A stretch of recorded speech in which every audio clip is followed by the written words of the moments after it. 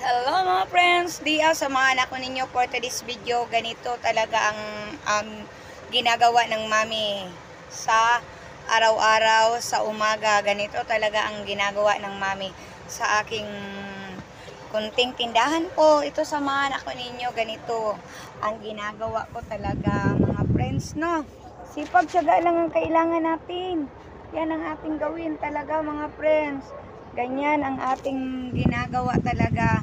At saka, ito friends, oh, tingnan ninyo. Ito ang binibinta ko. Mabinta din ito dito sa akong tindahan.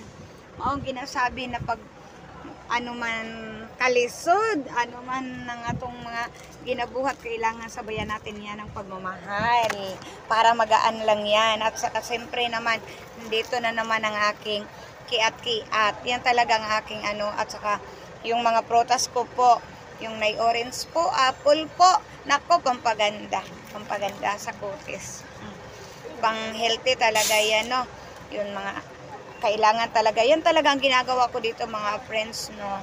Sa terminal. Ito ang aking tindahan talaga.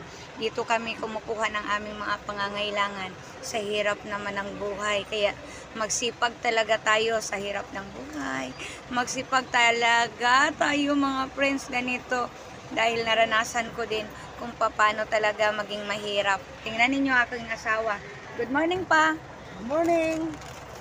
Pa, mamaligya na ka? Mang display na ka di ay? Mag-display na pa. Lamia man ang imong ano kiat-kiat di ay o tanawa. O ganito ang among ginabuhat kada buntag. Kada buntag kay kinahanglan jud na presko jud ning among mga prutas. Sipagan lang jud talaga kay mao man ning kinabuhi natog mga pobre maning kamuta para dili ta magutom.